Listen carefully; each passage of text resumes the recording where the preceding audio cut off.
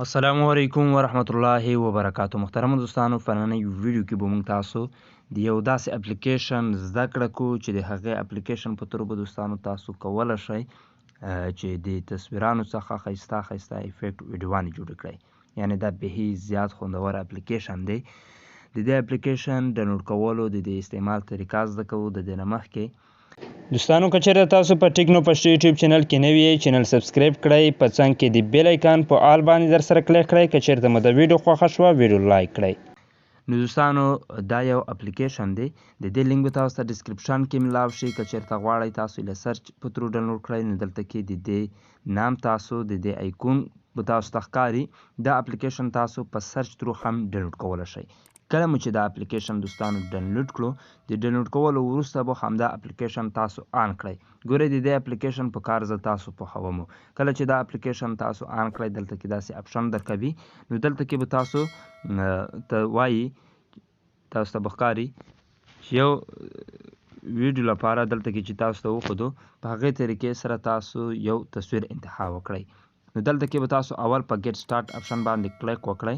په ګیټ سټارټ باندې کلیک کولو سره ګورئ وایي چې په دې طریقې سره باید تاسو یو تصویر که چېرته غواړئ ډایرکټ واخلئ یا یې ګیلري نه انتخاب کړئ.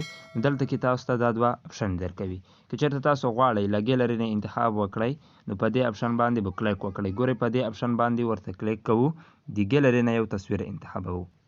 ښه دوستانو، د تصویر انتخاب وروسته به دلته کې تاسو ته لاندې کنفرم اپشن درکړي، په دې باندې کلیک وکړئ. په دغه شان به کرپ کړئ خپل تصویر.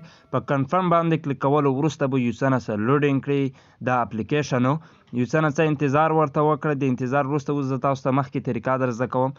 ګورئ که چېرته ستاسو انټرنیټ تیز کار کوي، نو د اپلیکیشن به هم تیز کار کوي. که چېرته ستاسو انټرنیټ یو څه نسه سلو وي، نو بیا به لږ شان سلو کار کوي. نو دغه شان طریقې سره که چېرته دغه شان افیکټ تاسو ته راشي، دلته کې د ضرب نشان درکوي، په دې باندې به حتما کلیک کوئ. په دې باندې کلیک کولو سره اوس دلته کې بیخي زیات افیکټ درکوي. په کم افیکټ کې د دې تصویر لګول چې غواړئ لګولی شئ. اوس زه غواړم چې په دې ویډیو کې زه دا تصویر ولګوم، نو په دې ویډیو باندې مې کلیک وکړو.